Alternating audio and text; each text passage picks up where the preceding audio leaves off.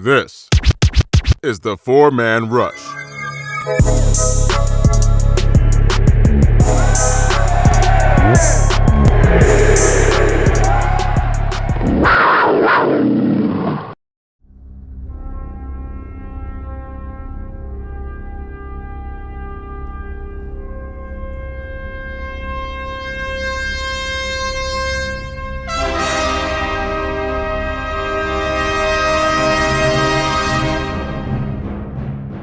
So, get 20% off and free shipping with the code 4MRSCAPED20 at manscaped.com. That's 20% off with free shipping at manscaped.com. And use code 4MRSCAPED20. It's 2021, folks, and you still got bush. Change that with Manscaped. Panther Nation, what's good? We're talking Steelers tonight, folks. Last preseason game of the preseason. Yes, sir. Yes, sir. Yes, sir. Welcome, everybody, to the Four-Man Rush podcast, recording live on Twitter and Facebook. Glad you guys are here. For some reason, I can't talk. Maybe it's the tequila. I don't know. Glad you guys are here, man. And as always, shout out to Manscaped for supporting the Four-Man Rush podcast and all that good stuff. And of course, thank you guys for ordering from Manscaped. What's up, Shannon? How you doing? How you doing? Doing well myself. Thank you so much for asking. Just waiting on the fellas to get on here, and we're gonna talk some Panther football. Steelers preseason game coming up, and it's going to be a doozy. After that Ravens game, hopefully we'll see a swing. Even though it's preseason, hopefully we'll see a swing and see what's going on. Yeah.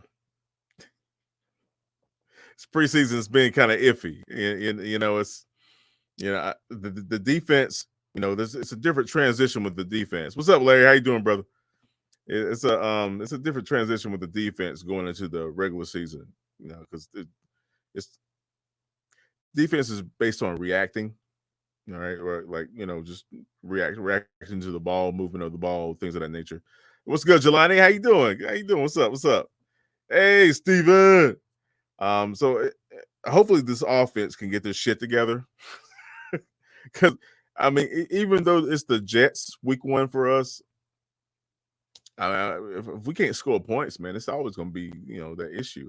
But CMC is going to get some touches on Friday night and all that good stuff. So, we'll see. Shannon said another day to celebrate being a Panther fan. Robbie got re-signed. He sure did. Plus, we got a kicker. Hold your horses. We'll see if we got a cooker or not. I'm good, Jelani. I'm good. I'm just ready for Friday. I'm ready to talk about football with the pops and the fellas. Green Bay's looking like they're going to take the division again, so congrats on that. I don't see any competition going on with them with Green Bay in that division, so we'll see. But doing well. Thanks for asking. But yeah, we got Robbie extended to 2023, and conversation on Twitter talking about maybe he'll be a trading piece because we got some young studs coming through. But we'll see.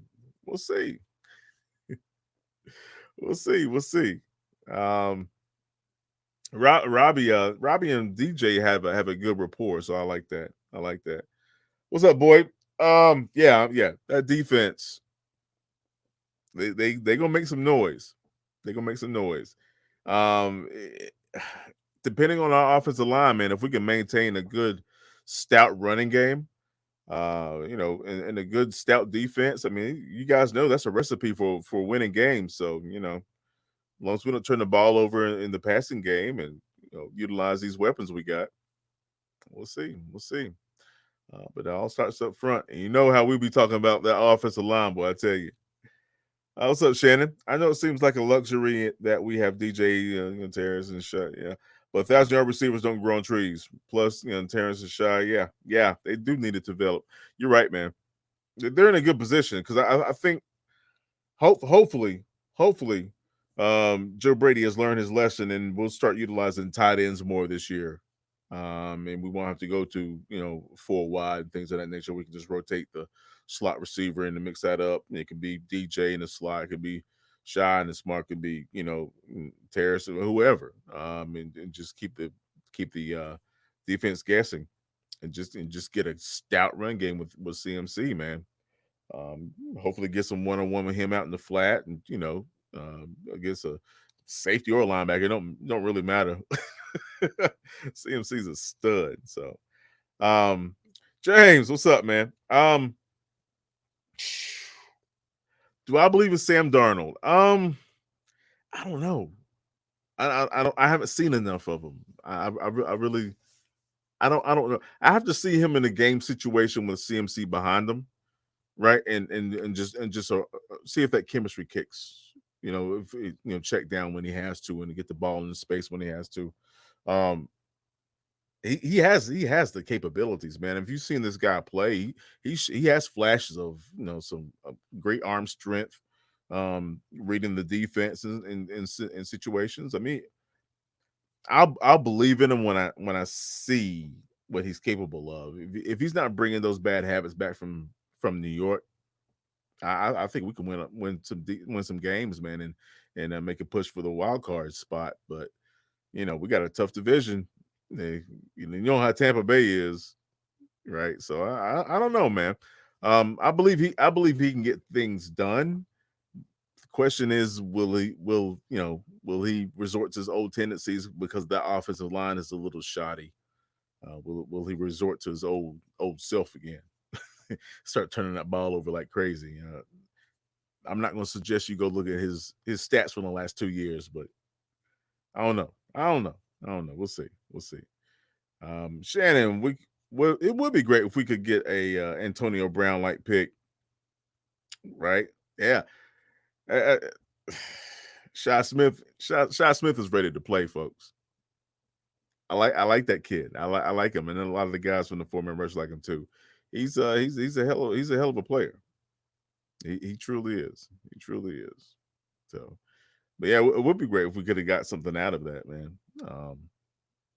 His route running capability is stellar for him to be, that low in the totem pole, so to say.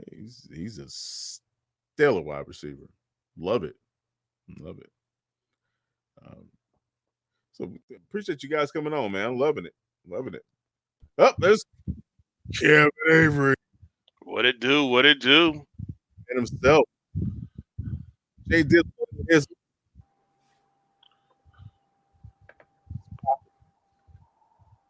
We got fans here talking about Shy Smith next Steve Smith, man. His route running capability is nice. We'll see. Whoa! I come in, they already talking good. I like how I feel in here. Can he get some regular season stats first? I mean, really, like true. Yeah, I think they got the same last name. I know they both short. You know what I'm saying? Got a little razzle with his doubts. I get all that, but let's we heap praise on in comparisons quick. Can at least be good.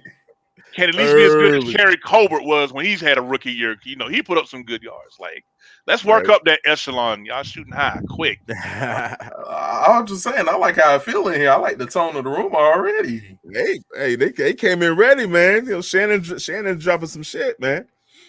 Oh yeah, good. Will Harris, ladies and gentlemen. What's up, y'all? Yeah, we got the NC on today. Oh, we all rocking the blue. It's real. Up today. I bet JaDarius got on gold and purple though. Looking all off. That's why he ain't got the camera on. Dog. Oh my God! Look. I'm gonna turn my camera on so you can see. This is purple, actually. See, this is actually purple. So you was on it. You was on it. I just want people to see my logo today, though. All right, yeah. You look better that way. Go ahead. Wow, incredible. Hey. Oh, hey, who's this kicker that we signed, man? What you know about this dude?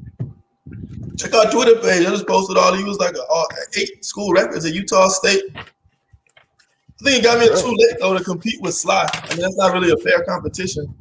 I wouldn't get too excited yet, but he got good accomplishments. I mean, the Raiders have a good kicker, so he wasn't going to make the team there.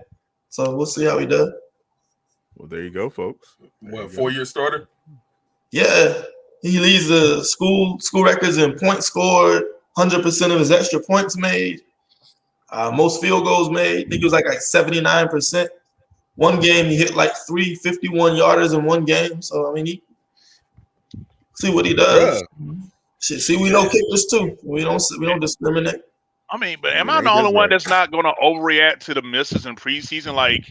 Like there's missed blocks in preseason. Like why kickers can't get their misses out the way, but we can tolerate everybody else? Oh, well, it's preseason. He got to work his way through. But a kicker, he missed. Cut him, get rid of him. Like damn. Like, ain't we all equal, or is it separate but equal? I mean, let me know. Talk to me, because I'm just not. Don't get me wrong, I get the concern, but when you really look at what he's missed, okay, how many 6-yard field goals been made in the history of the NFL? Maybe even 20 altogether. So him missing a 63-yarder, it counts, but for me, it don't count because the odds of making one is so slim anyway. But okay, the 43-yard extra point, all right, I get it. They missed a couple extra points, but Sly was still 8th in the league in field goal accuracy last year for all the hell that we're raising. Now if y'all want to go back to the Linda Murray days of kicking, maybe that'll make maybe you have a more appreciation. But I'm just not the one that's worried about Joey Sly until it matters the most. You know what I'm saying? That's just me. We got bigger issues to worry about than what Joey Sly gonna do, because if we got the game coming down to him, then we failed in other areas to begin with. I think last year he missed 3 extra points. I mean, he just has focus problems, it seems like. And then we just see him miss another extra point in the preseason, oh, here we go again. So I mean, this is going to be a recurring theme. What they always say, you learn from your mistakes. If you keep making the same mistake over and over again, at what point does it become a problem? I don't mind. Sly is a strong leg. He, gets the ball out the end zone on touchbacks. I mean, he can make a 60-yarder. He's got the distance on it. It's just, consistency. I don't think he's done enough to not have competition in Kent. That's my problem with it. We shouldn't have went into Kent with no kicking competition. Somebody should have been in there that was qualified to actually push him. And I'm not just talking about any old body off the street. You're talking about left tackle. I'm not saying Greg Little is a competitor was ever going to compete with Cam Irving to try to have a competition there. You should have built an experienced kicker that can actually push them and bring the best out of each other. Facts. Iron sharpening iron, that type of situation, huh? And as strong as his leg is, I mean, okay, he was 10 of 11 it was 11 of 12 from 20 to 29, perfect from 30 to 39, missed 1 40 to 49, and was 1 for 6 50 plus, but those were some of those 60-yarders in there. But to me, it's the extra points where, he's 20 first in extra point percentage, and that's just not good enough. Those are freebies. Right. Well, I mean, we'll see how this carries over in the regular season, man. I don't know. Maybe he'll get a fire under his ass and he just goes into a run. Start week 1. With that said, guess who's 27th in extra point percentage? Who? Harrison Bucker. Oh, now what y'all think about that? Message. Yeah, let me just throw this monkey wrench into the conversation. This ain't no damn tea, but it'll do. Hold on. Sip on that shit. Sip on that shit. Message. Dig it up. Oh. Yeah, man. Stats are stats, bro. All right, so ladies and gentlemen, we're going to go ahead and just jump into the conversation here. Of course, we're playing the Steelers Friday night, an OB of the A's, and it's going to be another slugfest. I guess kind of like that altercation in the stands of the Steelers game. Boy, man. So who's going to be slapping who? That's what I'm trying to figure out. Is it going to be the Panthers slapping the Steelers, or the Steelers going to be slapping us in the face? Wait. Karen, don't bring that bullshit down here. If y'all haven't seen that video, man, I suggest you go see it. Wow. She wasn't ready for that. She just wasn't like, ready. as her boyfriend, I would have to reconsider my whole relationship with you. You done made me viral for the wrong damn reason. Bro. We here to cheer the same team. Anyway, that was just ugly. Karen and Kyle. I mean, sleeping too. Bless his heart. I can't believe he hit me. I guess we'll start with our predictions on how things are going to pan out. I know CMC is going to be he'll be getting some touches. I'm assuming our Mr. Arnold will be starting and things of that nature. Will, you want to kick us off with what you see, what you would like to see in terms of the Steelers game, and we'll go from there. Oh, what we know so far, Rule said he wants to play his starters or at least a half. McCaffrey probably not going to play. I don't think he should. We don't really have anything to learn from him. True. Darnold, I know everyone's excited to see what he has, but I don't even think we're going to learn anything about him, to be honest, in a preseason game. Just to get him in rhythm and get him ready for the regular season. But either way, no matter what Darnold does, people are going to overreact. If he completes 8 or 10 passes, he's going to be a superstar and lead us to the Super Bowl. If he completes 3 out of 10 passes, the season's over, and we need to tank for Sam Howell is it this year?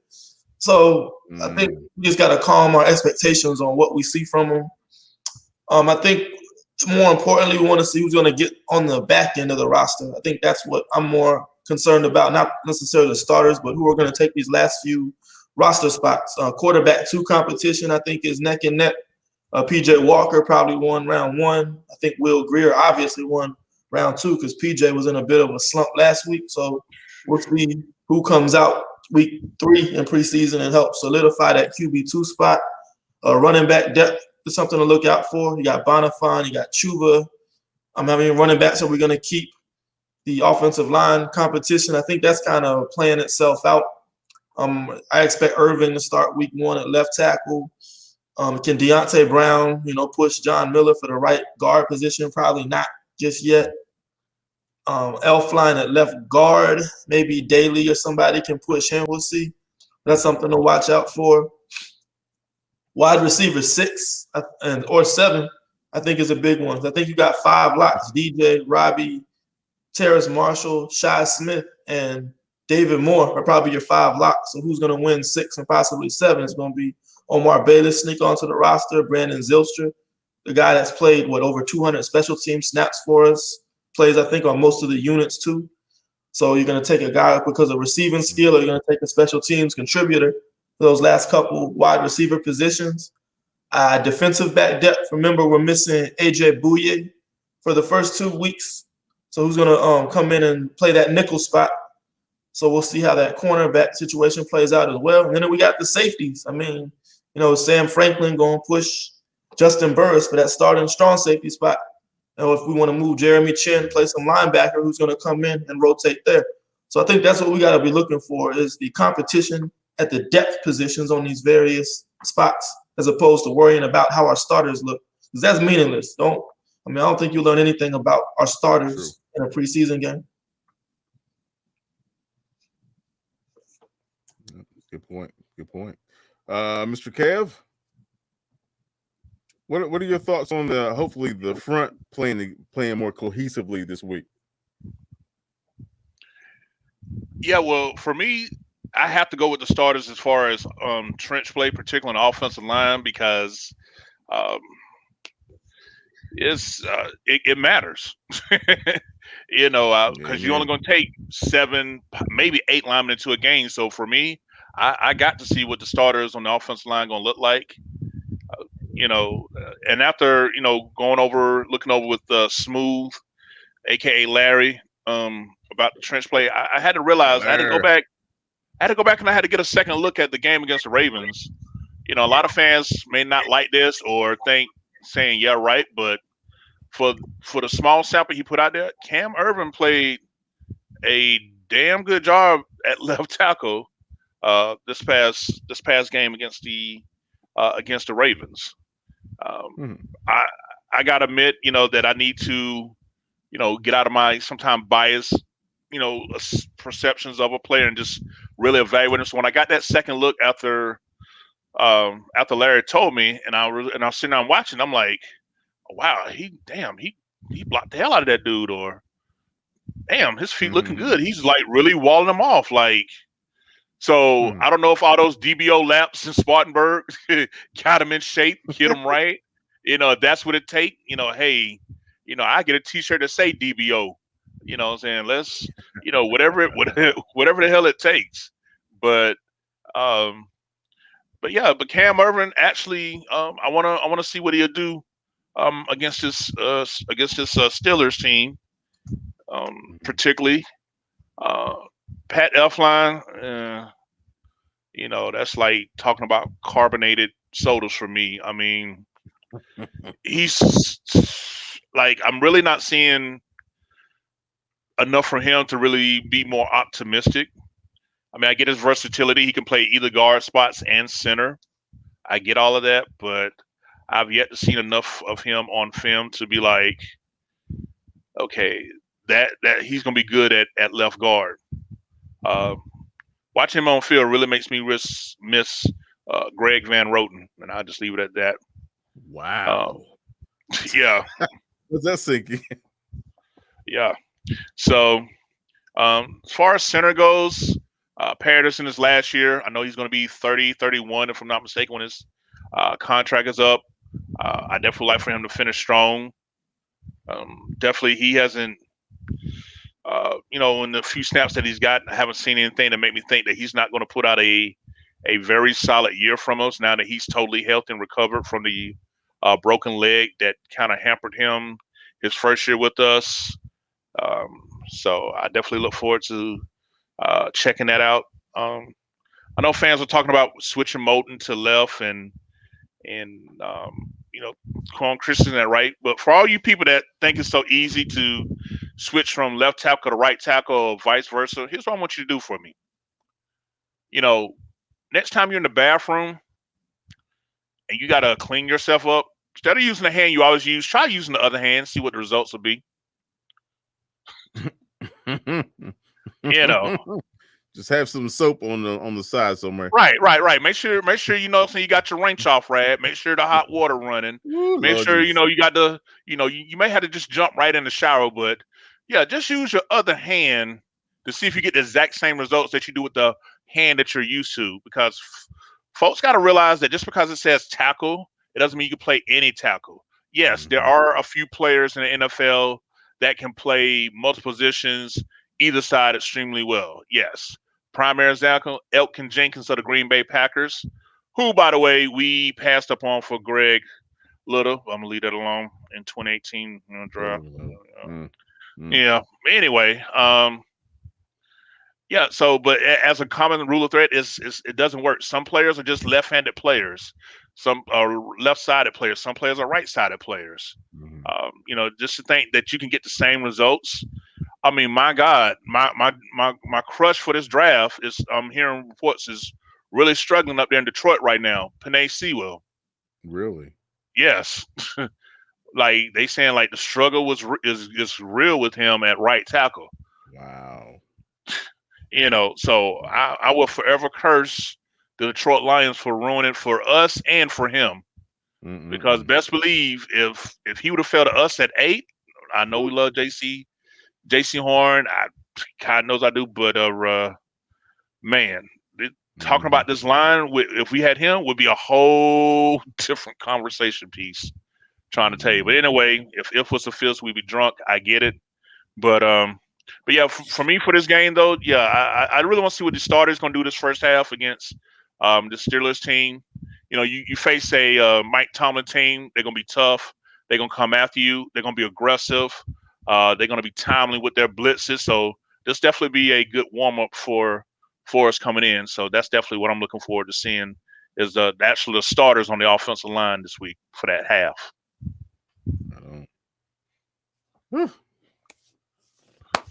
Previews, man. I like previews. JaDarius, some input on old Friday evening. I think we're not out of the woods as far as concerns go right now. My main concern, or I guess the biggest question mark still on the roster, is the backup quarterback spot. I feel like we hadn't gained any ground in understanding who's quarterback 2 since camp started. If you look at what both PJ and Greer did on the field, you can't really find many faults in either of the games they played, and it's just going to be interesting to see because I think by the time Friday rolls around, whoever's quarterback 2 is going to be getting those reps behind Darnold. So I think we haven't, and I think that's a good problem to have because I wish they would have did this sooner. I wish they would have gave Will Greer reps with better players around him sooner, just so we can kind of see where he's at. But I'm also concerned, if I had to name a certain person, I'm really concerned about Shaq Thompson, honestly, because we were led to believe that last year, as he was starting at our mic, he was the leader, the tone setter. And at the end of the year, you even saw some of that. Like, he pulled his guys aside, rallied the troops, did all that good stuff. Boom, boom, boom. Also, Jermaine Carter got in the game. That kind of changed things a little bit. So I feel like Shaq Thompson is getting lost in the sauce a little bit. And then I run back the snaps he played. You know, I saw a snap that looked just like last year, Shaq pity-patting on into a wrong gap or avoiding blockers and gave up a big first down. And like luckily the series right after that, we got the interception, but I wasn't too thrilled at all, to say the least, for Shaq. So with guys like Frankie Louisville, I'm not necessarily worried about linebacker. I'm more so worried that Shaq may be on the way out with the young guys coming in with the speed and all that good stuff. But also, players aside, I think one of the legitimate concerns that we should have is red zone play calling. And even though this is preseason, we're installing our basic offense, yada, yada, yada. This has carried over. This is not the first time we've seen issues in the red zone.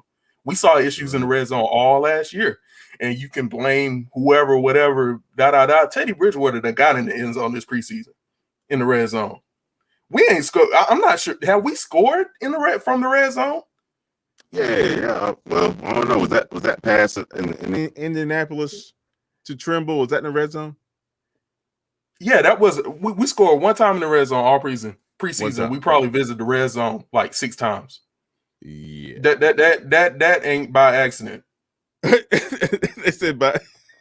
It ain't. Oh, I didn't even see that. It was. Oh yeah. The Tommy Trimble touchdown was by accident. That was by accident. That part was by accident. So I think it's a legitimate concern. As far as people saying preseason ball don't matter as far as that's concerned. Well, we all know that's a lie because this is not a preseason problem. This has been a problem for a whole season. So there's gonna be some interesting things to watch for in this Friday night game, and hopefully we get some answers for them. Man, you brought up a very important point, man.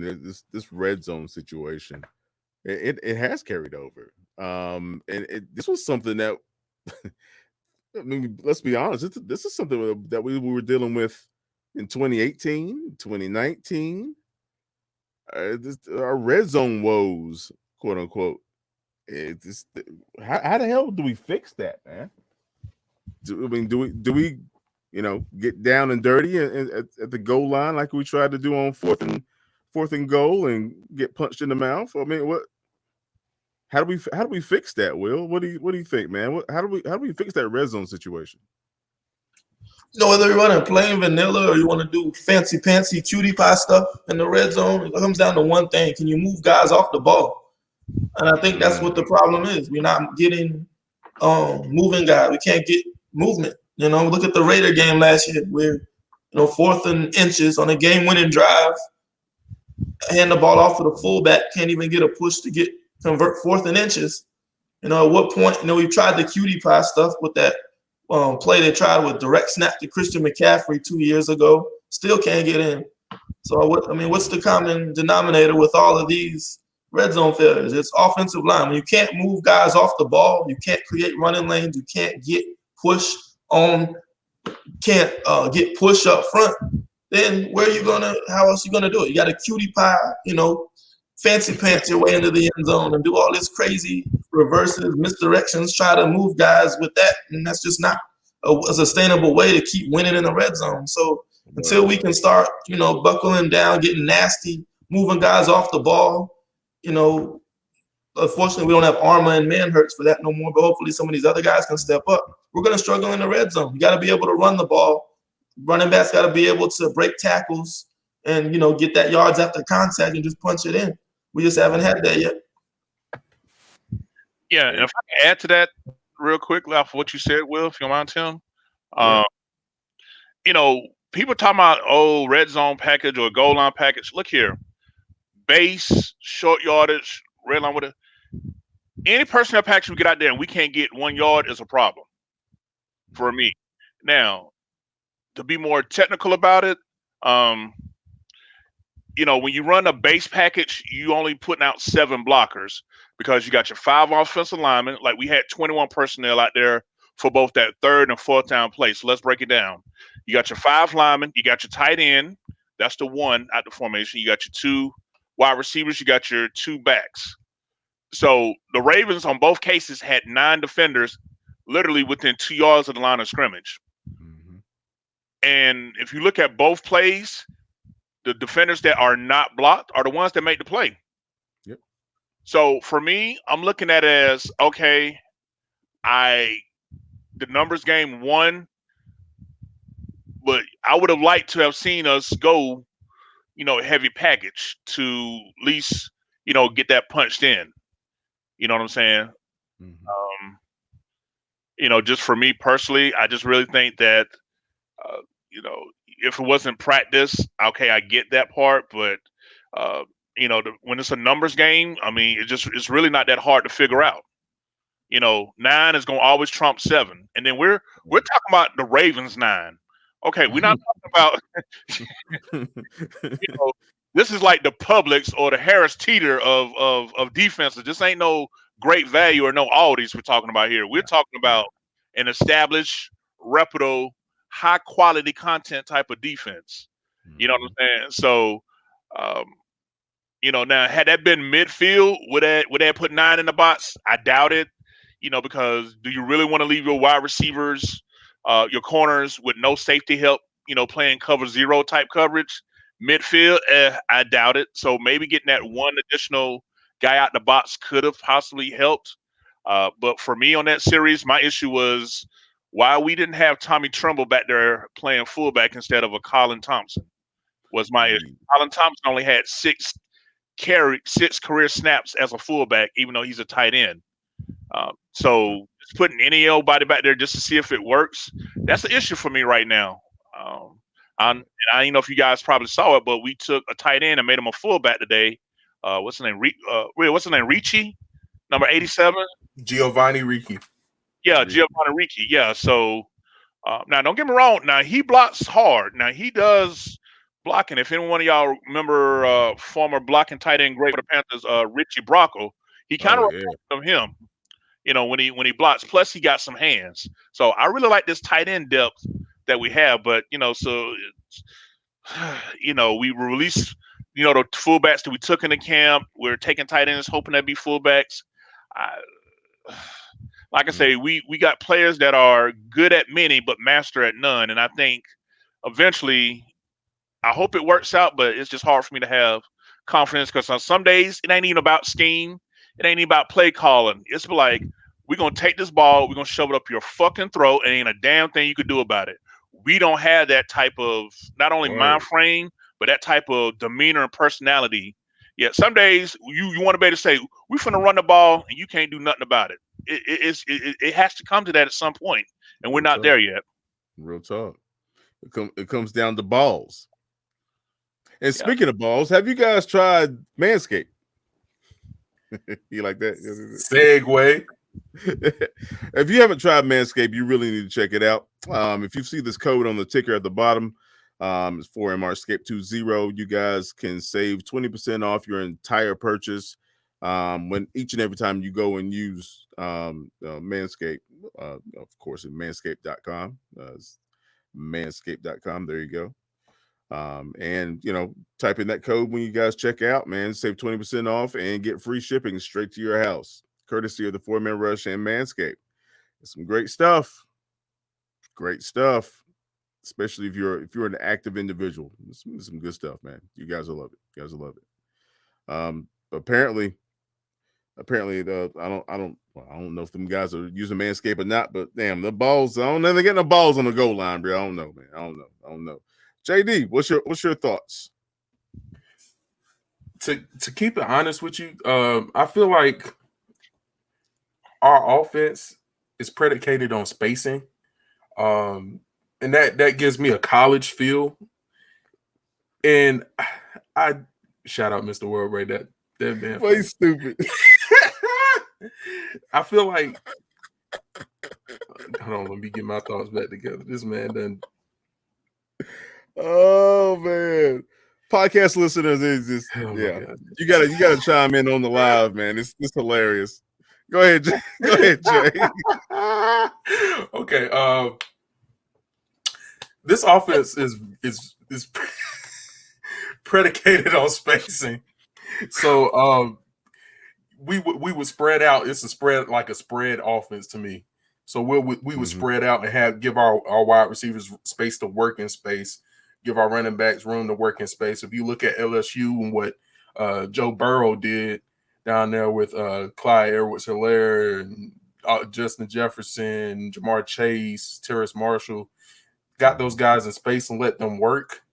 That's an issue in the red zone because space is constricted. And in the red zone, you got to make space, and we're just not good at that. We don't have a power. I haven't seen a solid power scheme blocking all preseason. It feels like it just feels like we're not creating that space, and not even just in the run game. I still haven't seen a rub concept, and that creates space in the passing game. Clemson whooped whoever that won. That was a game-winning rub route in the red zone. So even though space is limited in the red zone, that's not an excuse. You got to find a way still. I think our offense is just so college, looks so much like a college-style offense. And in the NFL, if you're not moving guys like Will said, you're going to lose. Yep. Real talk. Real talk. It's plain and simple, man.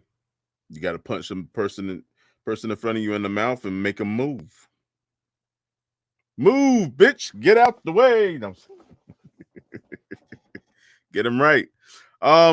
Did you guys want to talk about the Ravens game at all? I mean, any thoughts on any players that stood out to you that you were like, oh shit, okay. It's time to take notice of Frankie Louvu. That's how you pronounce it. Louvu. He, this whole preseason, he's been making plays left and right. So, what surprises him actually challenged for reps in the starting rotation for the linebackers. I thought Will Greer, finally showed why he was not worth a third-round pick, but, a somewhat highly regarded prospect coming out. I saw some of his flashes at West Virginia, I should say. I thought he had a good career there. He just never really translated to the pros until last week. I thought Sam Franklin, the safety, made a lot of plays. He's making a name for himself to push for starting reps at some point this year. So, there were a lot of good. Brady Christensen, I thought he's finding a home at right tackle. He's had a solid preseason himself. We'll see how that plays out. Is he going to find a home at right tackle or somewhere on the interior as a guard? So I know people want to see him at left tackle, but I think we have to do what's best for Brady Christensen in his career, not put him out of position just because we have a need there. So I'm excited about his development as a pro. You're starting to see. The question was, would his explosive athleticism that you saw at the combine show up on tape? I think we're seeing examples of that in his first two preseason games. On the negative side, I just think we got to be more physical in the trenches up front. You look at what's his name, Bravion Roy, the D tackle we drafted last year in that second D line rotation. They were just all getting pushed around on the in the second half. The Ravens were just running the ball. They weren't even throwing the ball that second half. I mean, it controlled the clock, just bullying around, ran the clock out. And I mean, how are you gonna guys out there trying to make the team on that third and fourth rotation? I mean, they didn't help make a name for themselves that game. So that's kind of what I want to see this week is, can we have guys step up and make those fast few roster spots? If you think about it like this, especially with the defensive line, Derek Brown, he's not going to play 95% of the snaps. I mean, you're talking about a rotation. It's going to be maybe 60% for the starters, 40% for the second and third string or second stringers. So with that 40%, that's a lot of reps. We can't have a big drop off on the defensive line performance when our starters go onto the bench. So we're definitely going to need some of these depth pieces to step up. And plus, you never know who's going to get hurt and who's going to need to step in and get some of those reps. So that's where we're at right now, man. Just guys got to step up. We got to have that next man up mentality, take pride in what you do. Your film is your resume. Let's just do better next week. Facts. Kev, your thoughts on some of the players that stood out to you maybe from this past game with the Baltimore Ravens?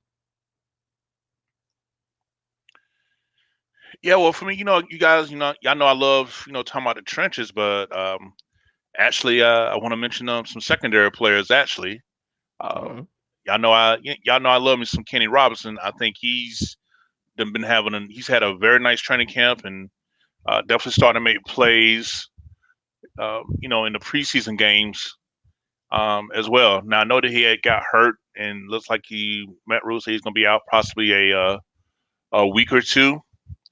But he's definitely is a player that that's definitely caught my eye and definitely has been in a position to make plays and to been showing good coverage and coming up and making a tackle and things. So it's just good to see him finally get some reps. Guys like him and Stanley Thomas Oliver, who definitely had a pretty nice game, himself.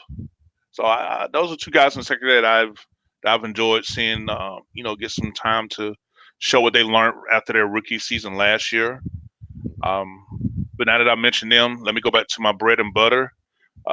The rookie defensive tackles that we drafted, Davion Nixon and Phil, what's his name? Hoskins? I think that's it. Yeah. I think so.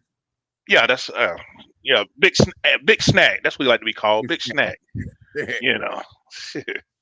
But constantly when you see plays being made by our backup units, you see number 94, and you see number 71. And I just like that because, just for what Will was saying, these are the guys that when Derek Brown is not in, and when Daquan Jones is not in. When Morgan Fox is not in, these are going to be the guys that's going to be coming in and we're relying on to, keep this party going defensively.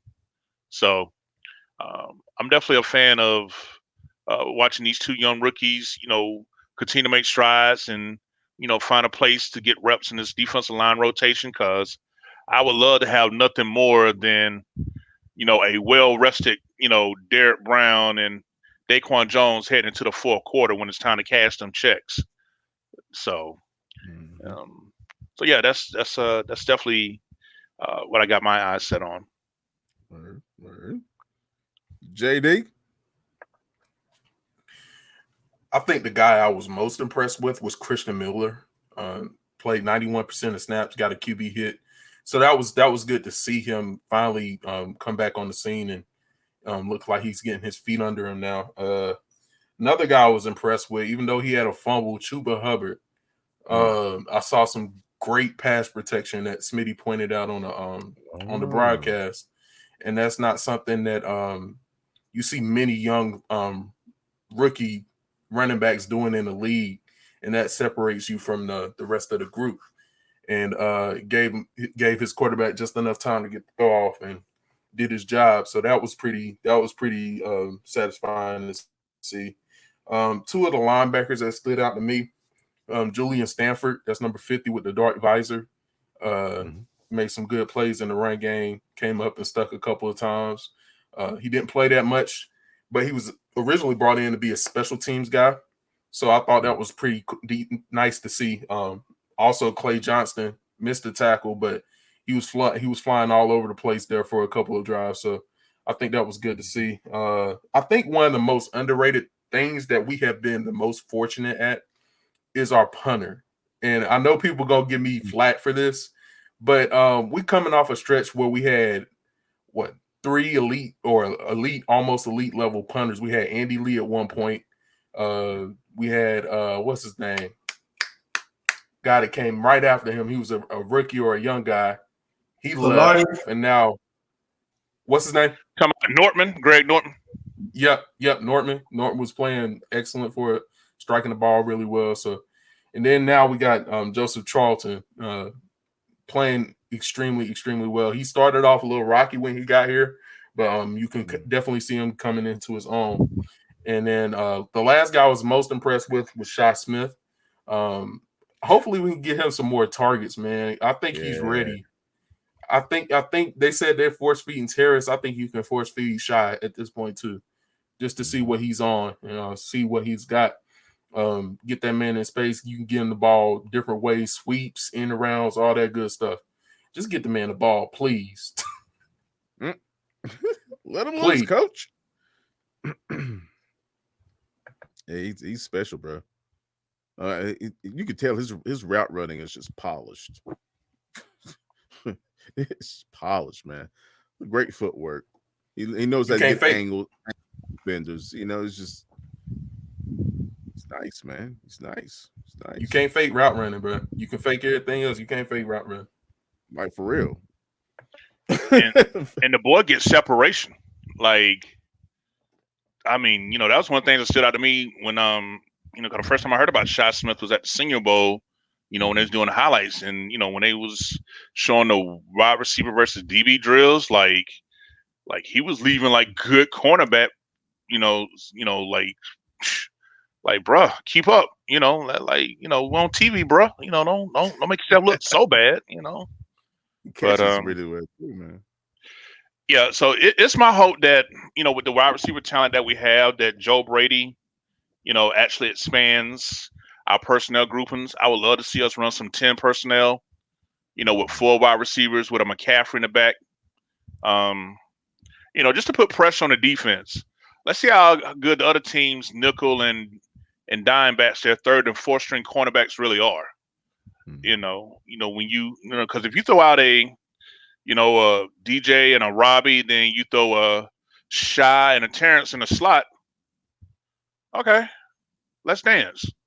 You know what I'm saying? Like, Terrence is going to be bigger than most of your nickel backs, and like we just said, for Shy getting that separation. So, it just be something. Then you got to worry about what McCaffrey going to do, coming out the backfield. So, that would be a personnel grouping that I will hope they will see more, because it seems like the thing that we like to run the most is 11 personnel with 3 wides, a tight end, and a running back. And I get it, but with the talent we got, I really hope that Joe Brady goes into his bag and really maximizes his way to get this talent on the field, because it's definitely there. Yeah, I think the old school train of thought is when you're weak at the tackles, you want to play more 2 tight ends to try to give your tackles that help coming off the edge. Why not spread the defense out and get the ball out of the quarterback's hands quicker? So go put those 4 receivers out there. Let's see if they can win quickly at their release. Get that ball out and put less pressure on your tackles that way. And I think that's what Joe Brady was able to do at LSU. We talk about how their lineman's job was so easy because the ball was coming out of Joe Burrow's hands so fast. And Jefferson, Chase, and Marshall were able to get quick separation on their releases. So when you get the ball out quick, receivers can get separation. That's going to just make your offensive line's job easier as well. So you don't necessarily have to run 2 tight end sets to mask your tackles. Word. 100. Digest that shit, people. We're talking football around here. Sure.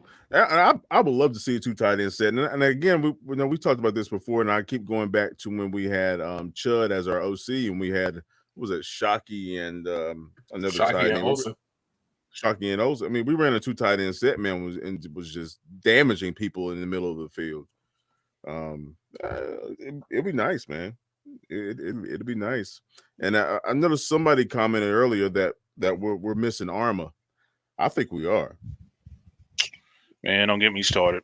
For sure. I think we are, man. Like he loved to hit people. Loved to hit people. That's why I was like, if we ain't, we drafted his replacement, let his replacement do, because if nothing else, that's what, Tommy Tremble had the reputation known for coming into, is that he was a vicious, nasty blocker. So, shit, with 1 yard to go, that's what I want. I want my vicious. I want my nasty. Yeah. That's what I need. This is just about straight up physics. You know what I'm saying? I'm going to beat the hell out of you until we get into this end zone. So I need guys that's built like that. So watching Colin Thompson trying to block from the fullback position just really made me want to send a "Hey big head" tweet to Alex Harmon. So somebody mentioned earlier they reminded him of Tim Tebow. If you guys haven't seen that Tim Tebow, he wasn't that bad, because at least Thompson made contact. Tebow just curled up and just tried to just I don't know what the hell stop, drop, roll. I don't. And he's like, yeah, let me get this grass stain on my jersey. Man, and he's on another team now too. Go figure. Who picked him up? Oh shit, who was it? I didn't even pay attention. I scoffed at it and kept scrolling. Hopefully it's a rumor. I hope somebody didn't pick that man up. I mean, gosh, man, there's people out there that can actually play that needs a roster spot. But anyway, all right. Lawrence is in the building. He's at the Wow. JLB. Incredible. Ooh. Wow. Shots fired. That's petty. You know what? That's on me, because I trusted the film too much. I didn't. Yeah, that's on me. Boy, I had to drop. I dropped both Terrace and ETN, bro. ETN out for the season. That's wild. Yeah, they just had it out for me. That's all. You got 2 elite quarterbacks though.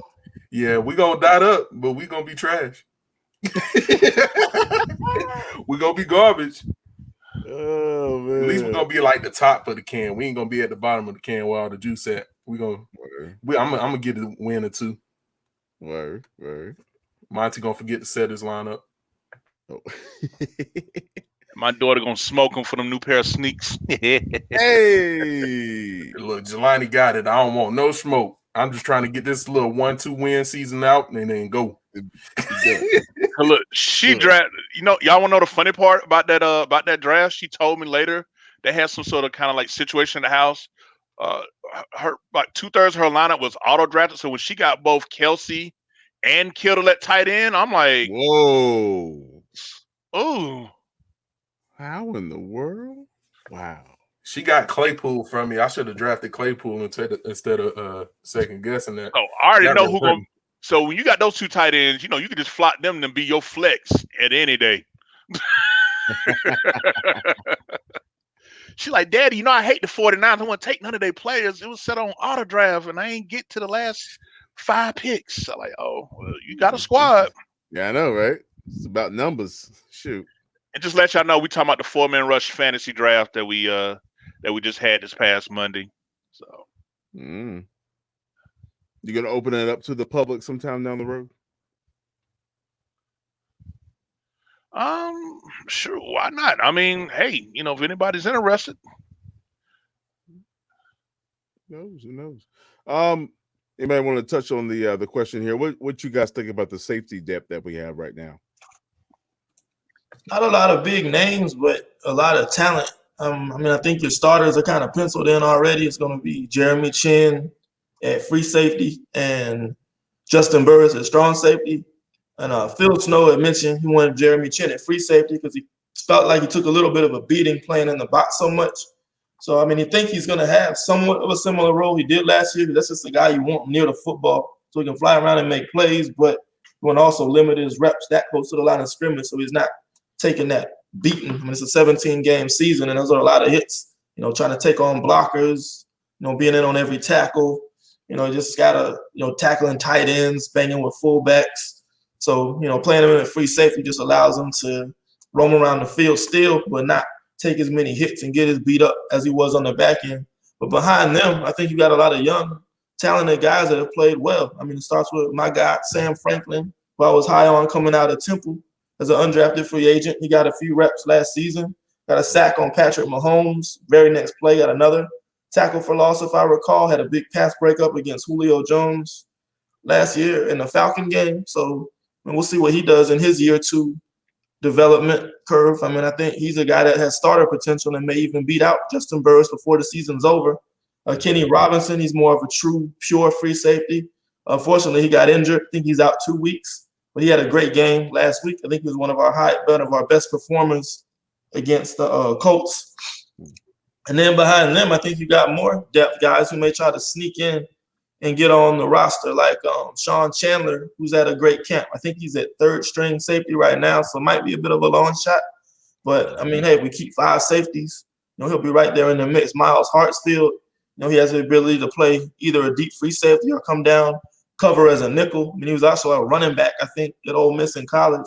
So he's just kind of an athlete that you want on your roster that can also come in and provide matchup advantages for your defense.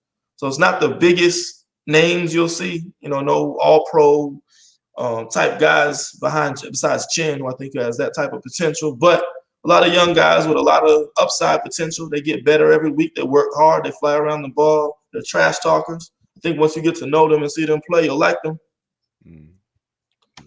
Word. Kevin, you want to take Charles's question here? Do you think Fitterer going to look to fix this line after cuts? And what would you think if he made a call to Cap as a backup quarterback? Yeah, we're still talking about Kaepernick, folks. That's right. Well, Kevin. And the only cap I care about is the latest Panthers cap. You know what I'm saying? Hey. Like that's, no.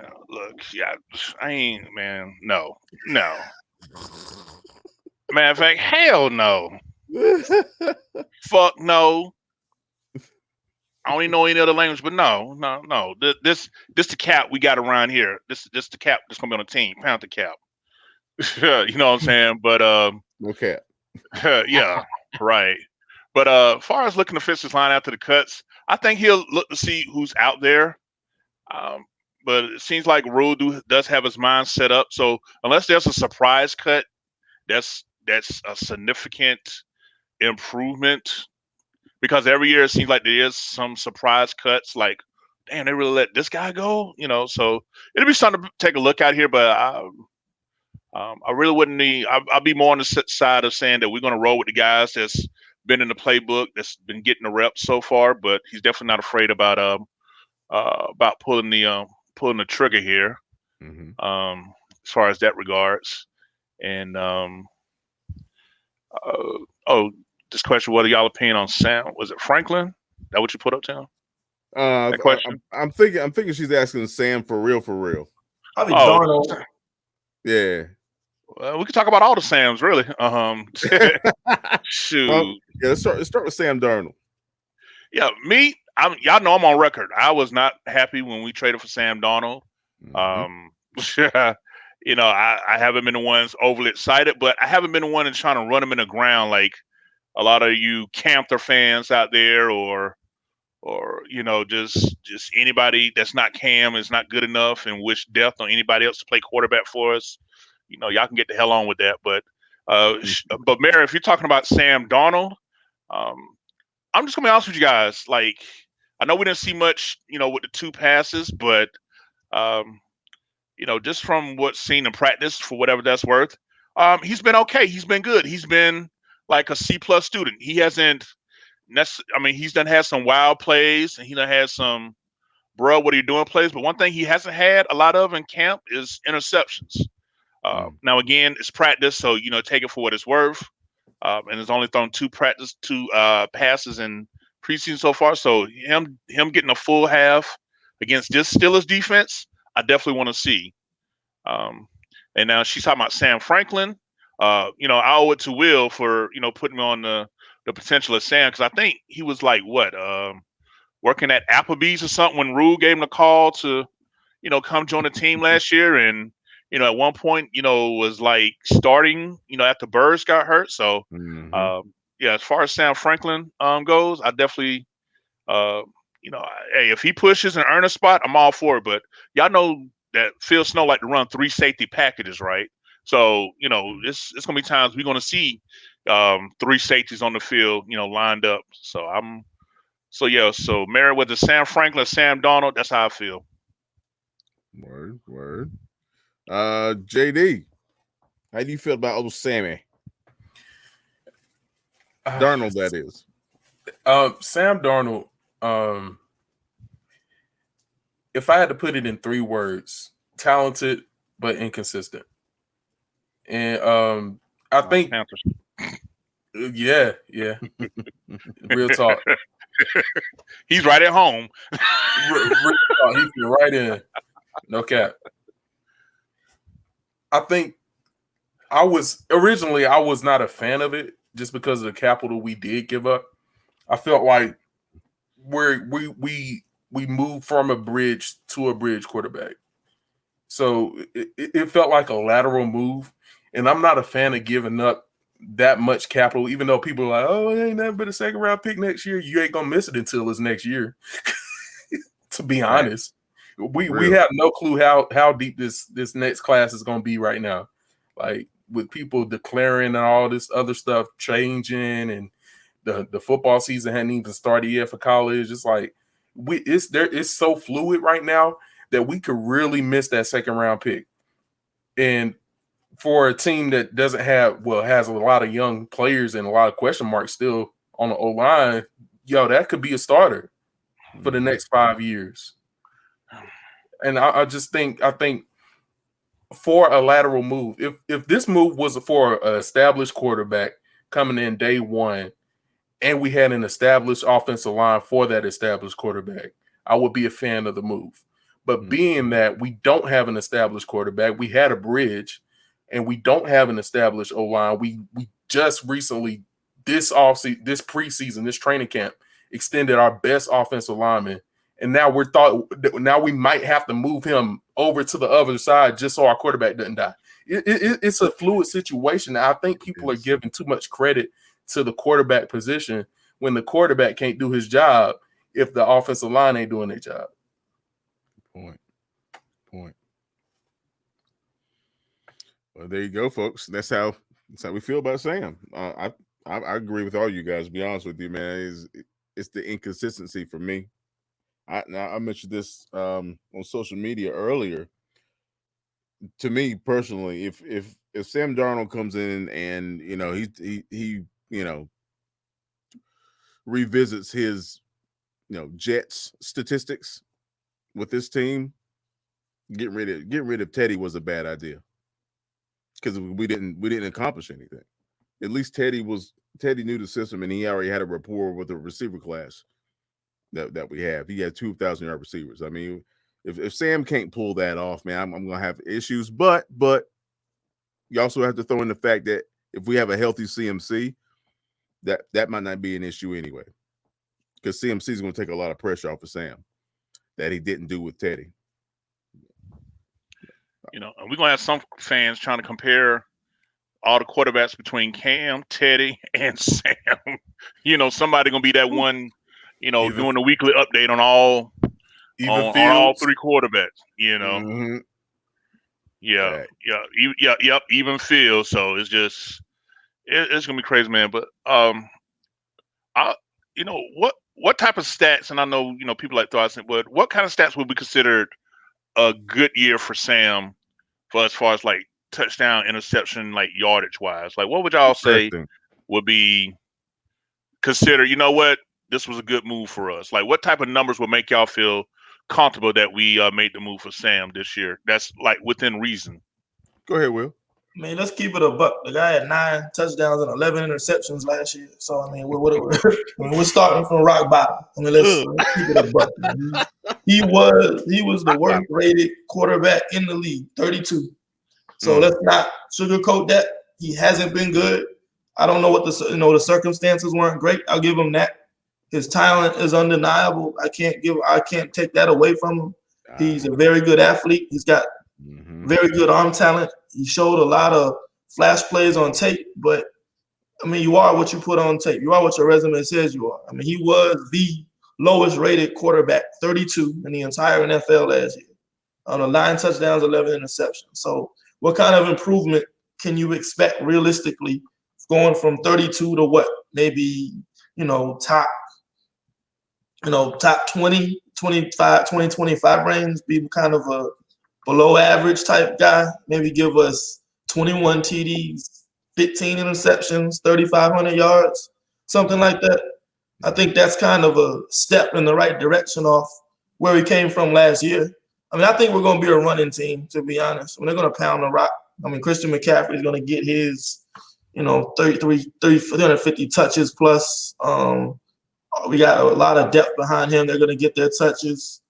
I think you're going to see a lot. The short passing game isn't going anywhere. DJ will get his screens, get his reverses, make his plays like that. So I think they'll take a lot of pressure off him, and I could just see him kind of maybe 20 touchdowns, 21 TDs, maybe 15 interceptions.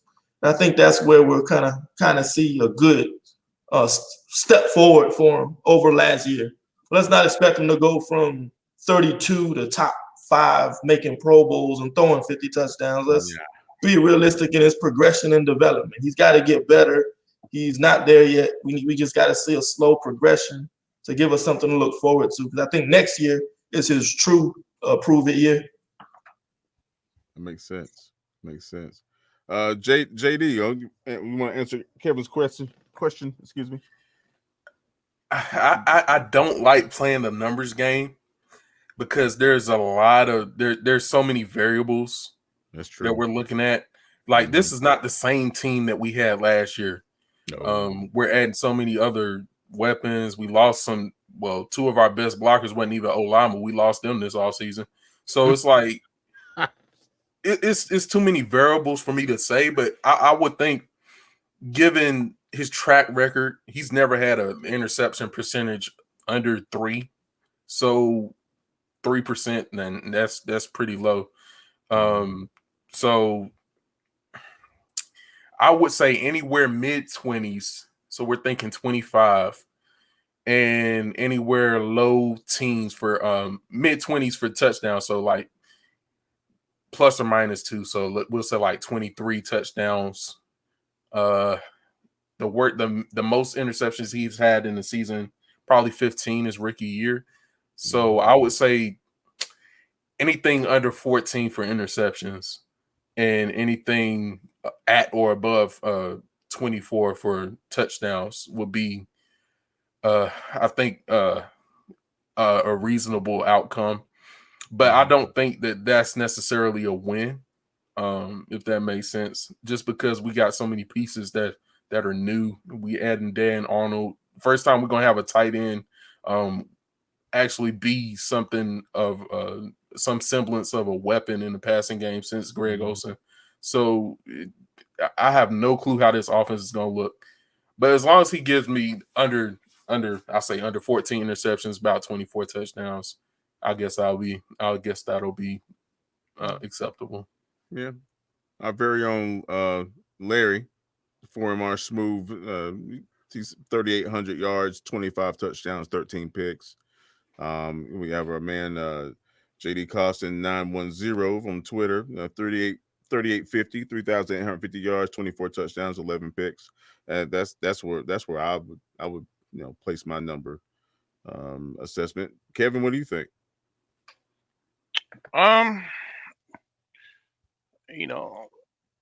This might surprise you because I said that I wasn't a fan of his, but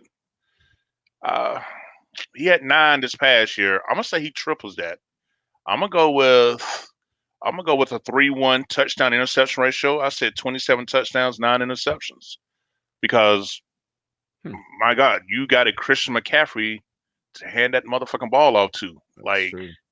Like, respect our play action. You know what I'm saying? And the possibility of seeing a DJ or Robbie Anderson, with one-on-one coverage, because you got to respect the play action. Because if you guys gonna sit back with just 7 in the box, even though we don't have the best offensive line, with Chris McCaffrey, I'll take that all day. Yeah, play a base defense. Yeah, and just have your regular 7 defenders in the box. I'll play the odds with that with a motivated, something to prove McCaffrey. You know what I'm saying, coming back. But yeah, so put me down for Sam Darnold, 27 touchdowns, and I'm gonna say he keeps it right up under 10. I'm gonna say 9 interceptions. I like Smooth, say about between 3,800 yards, and yeah, that's what I'll do. Yeah. If he do that, Joe Brady gone, long gone. Oh man, first flight out of Charlotte, Douglas. Come on, man, don't say shit like that. But you right. I mean, he got a damn interview after his first year, and come on, bro. He got 2 interviews, but no second interviews, and folks talking about, oh, we got our top coaching commodity. No, we don't. No, we don't. No, we don't. Don't be fooled, folks. Right. Jason Marsh said Cam Newton gave us 50 touchdowns with nobodies. He had a good O-line that year, though. I mean, interior O-line was probably the best, one of the best in the league. At Norwell, Khalil, and Trey. Michael Owen was playing good football that year. As bad as Rimmers played in the Super Bowl, he was serviceable throughout the season. So I just thought we protected him well that year. He was able to step into his throws and had that pocket. I don't know. I'm not confident Darnold will have that kind of protection, especially on that left side with Irving and Elfline, being under pressure all that time. We hate on that. We hate on that O-line, but bruh, the only reason why we hate on them is because they played the best front 7 in the last decade or so in football.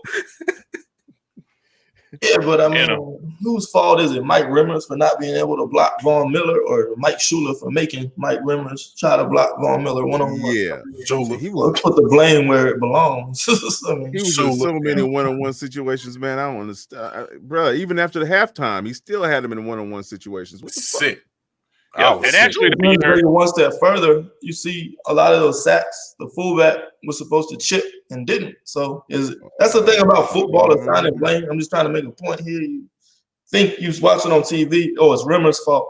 And you say, why is he one-on-one? Oh, that's Shula's fault. Then you watch it again and you hear Greg Olsen and people talk about it. You see a fullback not chipping when you're supposed to. So now you're understanding there's more to it than just one guy. Yeah. Yeah, fullback that decided to want to, wear Nike gloves for the first time all season and had 2 fumbles. But I'm gonna let that be great. But yeah, Cam actually had 45 touchdowns, 35 passing, 10 rushing, so it wasn't quite that 50 mark here, but close enough. But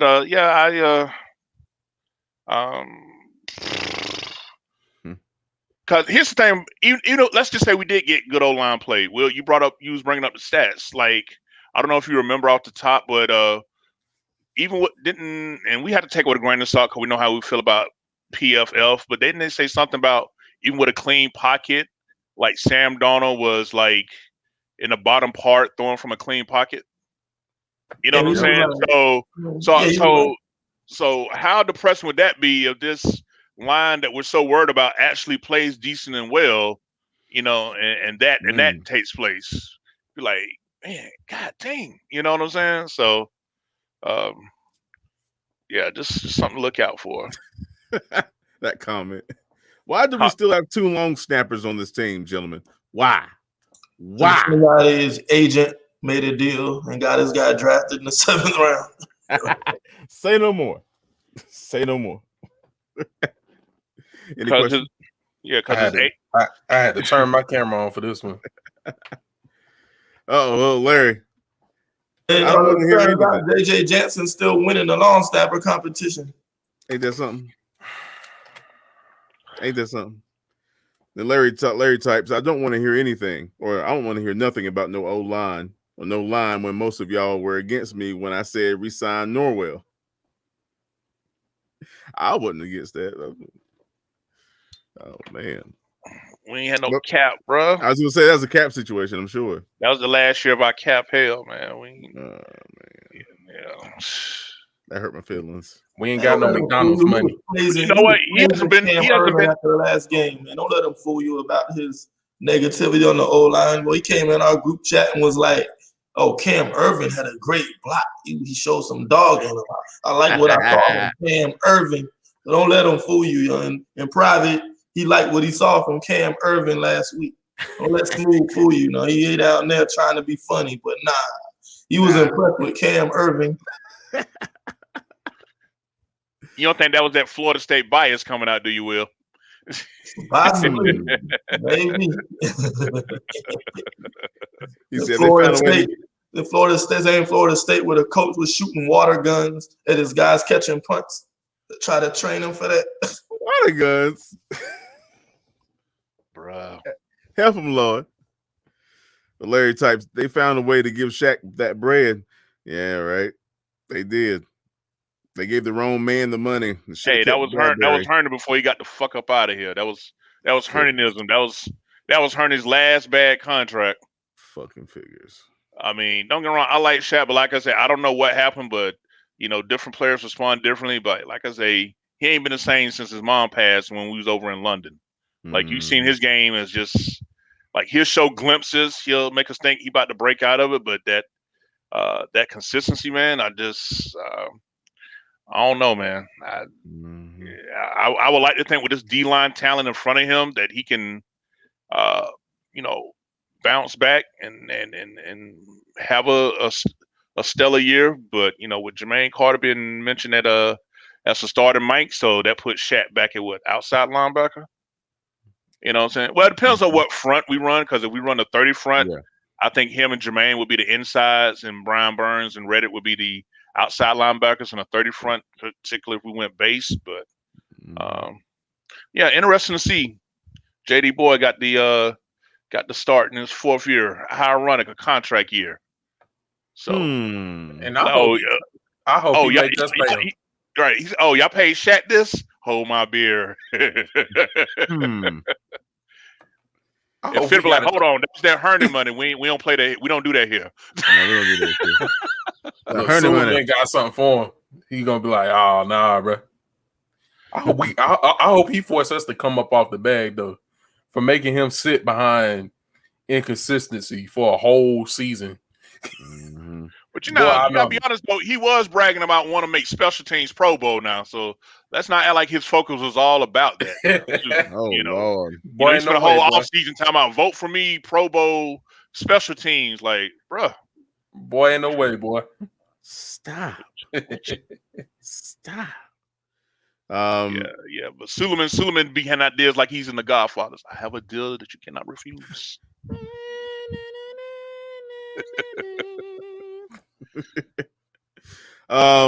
So I know we talked briefly about the defense already. First team, our front is going to be a problem. Our linebacker core is a question mark. Honestly, I know Carter's really he's become the student of the film room now, akin to Kuechly, kind of, sort of. He's spending a lot of time in the film room and stuff, man. So I mean, I would like to see Carter have a breakout season. I really would. I love his energy and things of that nature.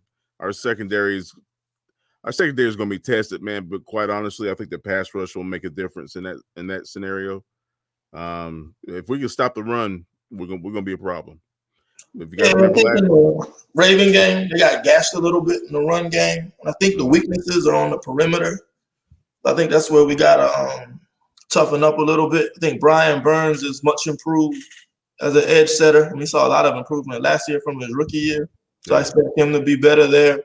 Hassan Reddick, he ain't like with 230 pounds. I don't think he'll ever really truly be a edge setter in the run game. So maybe that's weaknesses they look to attack at. So we'll see how that goes. I love what we got in the interior with Jones and DB. I mean, they're going to be, clogging up that inside pretty well. Linebackers, see how Carter does as a starter. I mean, that's going to be where the upgrade is. Carter instead of Whitehead, he's going to be able to, take advantage of those Derrick Brown double teams, stay clean, get in, scrape, make those tackles. And that's my biggest concern is more the run defense, especially on the perimeter. And we'll see how that improves. That was our weakness last year. Yeah, man. I know a lot of people have been talking about why we should sign Robbie, and this question why sign Robbie when they tried to trade him early. Look, I mean, we're going to have TMJ for at least another 3 seasons, hopefully 4 seasons, maybe even. Why not have a solid number 1, 1A, 1B receiver and a stud in the wings? I mean, folks, you want to make it as difficult as possible for defensive coordinators to guard what the fuck you can do. If you have the more weapons you have, the harder it is to guard, especially when you got CMC coming out the backfield. Let's clear that up about the trade. That was never a verified rumor. Keep it like this. In the offseason, everybody's on the trade block.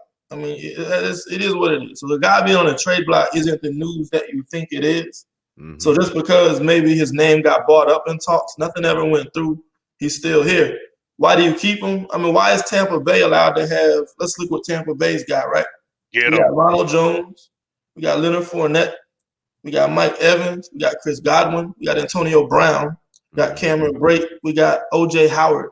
Why are they allowed to have 7 legitimate weapons, and y'all complaining about us having 3? I mean, Gronk, that's 8. Right, Gronk, 8. I mean, come on, man. It's like Panther fans, like we just been so mediocre as a franchise that we got mediocre thoughts here. It's like, oh, we got more than 2 good receivers. Oh, we can't keep them all or whatever. Like, look how long, like you just mentioned Tampa Bay. Like, look how long KC done been they able to keep Kelsey, Tyreek Hill, McCole Hardman.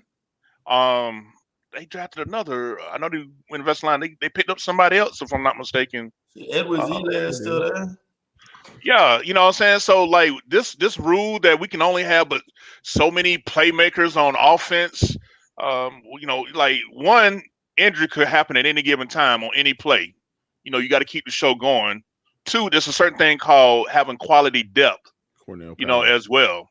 Like I was mentioning earlier, to put pressure on defenses by having your 4 best wide receivers out there on the field at one time. Pick a poison, motherfucker. You know what I'm saying? Like, you're going to get this work. So, I mean, Panther fans, like open up your mind and realize it's okay to have 5, 6, reliable threats on the field. I know they can't all be out there exactly at once, but it's okay that every time we line up, we got 3 people that the defense is worried about, and they're trying to figure out which one is going to cover, and we hope that the ones that ain't getting covered, ain't getting the ball. Like, it's okay to put pressure on the defense by having that many, playmakers, you know what I'm saying? So, just be open, just open up your imagination to, if anything, this is why I would encourage y'all to use that Madden mind frame of having, more explosive players. Like, stop thinking that we can only have just a couple and that's it. Man, we got to utilize that stuff, man. What you think, JD? I'm gonna keep it real simple for you. I feel like that question is like, why we got so many guys? Like, bruh, we don't gotta eat ramen noodles no more. We can eat filet mignon sometimes, bruh. We ain't got to starve, beloved. Yeah. Look, I done seen too many. I've seen too many reps. I've seen too many reps of Kalen Clay struggling to stack a corner on the boundary. Finally stack him, make his move and drop the ball. Like, are y'all not sick? Are y'all not tired? I'm tired and I'm tired of seeing Brenton. Lord bless Brenton Burson. He was solid, but like, bro, come on now. Do you think Jalen Ramsey was stunting Brenton Burson when we rolled? Man, if we roll what's his name? Mose Frazier out there. You think a defensive back is gonna be like, oh, they got Robbie and DJ, boy. They solid. And I ain't boy, they ain't stunting none of that. You hear me? They ain't worried about none of that mid. None of it. Reggie.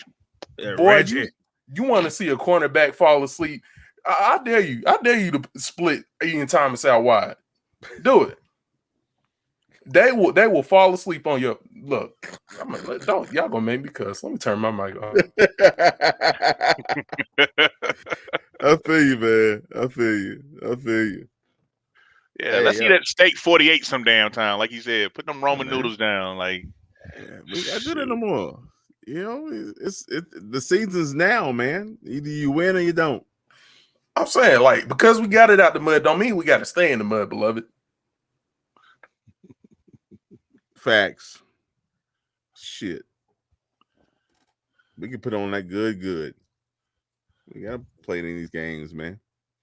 But anyway. Man, we had Joe Webb out there wide. Man, I wish y'all gonna have to kick me out.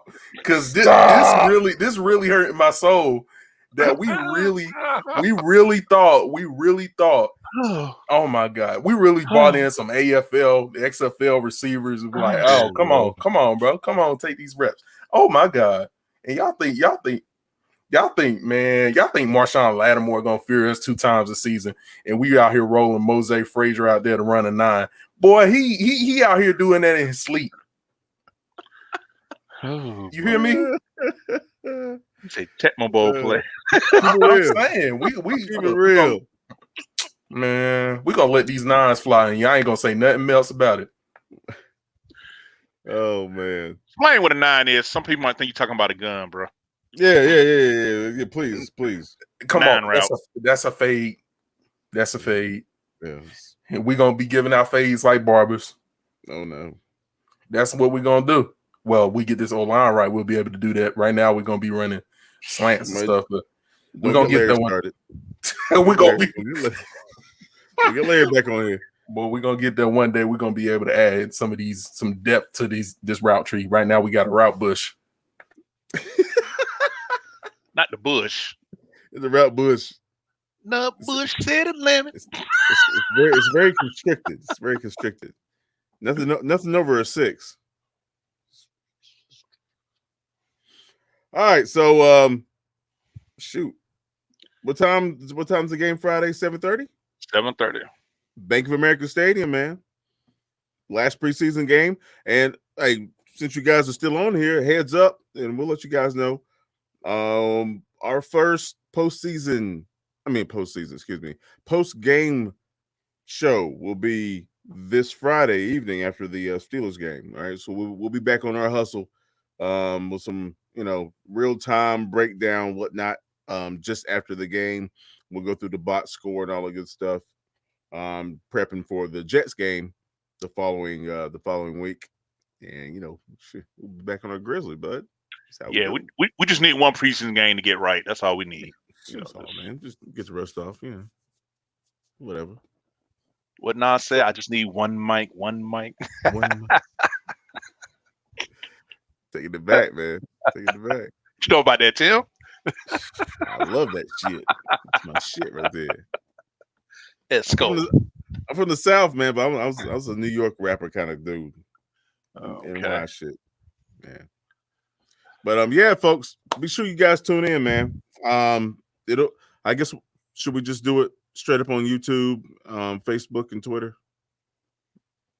We'll go live on all the platforms pretty much for the post game. Yep, let's tune in to all the platforms. Yeah, man. Yeah, we're gonna talk about it. Hopefully we'll have some good things to say. I know one. Actually, hold on before we go. I know one of our viewers commented that they were worried about the Jets game. Are we going to pull that off? I know we're getting a little bit ahead of ourselves, but can we beat the Jets? You guys fearful of the Jets? What you think, Will? We got next week to break down the Jets. Honestly, I haven't watched them. I don't have much of an opinion. I just see highlights from Zach Wilson. He's balling. Well, we knew he was good, but it's hard to say right now. I mean, none of us have really seen enough about the Jets to give you that type of detail breakdown on their roster, what they have. I mean, I just know they're big name guys like almost said Darnold. Zach Wilson. They got Mekhi Becton, Quentin Williams, a good player. C.J. Mosley. We'll get into more of that next week, man. We haven't really had that opportunity to break that team down yet. Yeah. We're not gonna give you any fluff. Stay The kind of cool part is by this time next week we'll have the final 53, right? Oh yeah. Yep. Yeah, because I'm looking at it. Yeah, roster down to 53 August 31st. So that's That's it. So yeah, that's gonna be fun. That's gonna be fun to discuss. No doubt. Yeah, man. You know, So, yeah. who we like, who we mad about, who we like. How the hell he make it? So make sure you guys tune in next week for our podcast on that as well, man. We'll talk about the roster, finished roster, who's going to be starting, and all that good stuff, and we'll talk about the Jets coming up. So another reason to tune in. Yeah, man. All right, Panther fans. We'll get up on and off of here. You guys have any parting shots? No. All right. Well, of course, as always, Panther fans, thank you so much for dropping by on our Twitter and Facebook live recording of our podcast. Be sure to hop on over to the fourmanrush.com. We have some great write-ups. If you haven't checked out the breakdowns throughout camp and all that good stuff, and and roster movements, all that stuff, go check out our blogs, man. We got some great write-ups from the fellas, man. You guys will really enjoy that. Of course, you can check us out on Instagram as well, Twitter, Facebook, obviously. Our YouTube channel is tight. You need to go check that out. Hey, and that's how it is. Shout out to Manscaped, manscaped.com, 4MRscape20. Enjoy saving some money on that and getting something to take care of the gentles. Right on. So, on behalf of the Four Man Rush crew and myself, thanks so much, folks. And as always, keep pounding. Steelers, Friday night, 7:30. If you can make it to the game, get your ass down and shoot. Enjoy that. That stadium lit, boy. Be cool if I could do the post game while still at my seat in the stadium. I heard you get a really good Wi-Fi system, so yeah, you might be able to. We'll see. Stay tuned. Shit, why not? Appreciate you guys, man. Y'all have a great night, man. Thanks again. Appreciate you. I'm just taking time to really let it breathe. So baby, just chill. She love it. We out in public and we can just chill with my partners, and we can go back to my crib and just chill under covers and do we call me and you levels. The Four-Man Rush is brought to you by the love and respect of and for the Carolina Panthers and Carolina Panther fans everywhere. Keep pounding. The Four-Man Rush is a non-affiliate of the Carolina Panther organization. All thoughts, assessments, and content of this podcast is directly related to the Four-Man Rush exclusively. Thank you.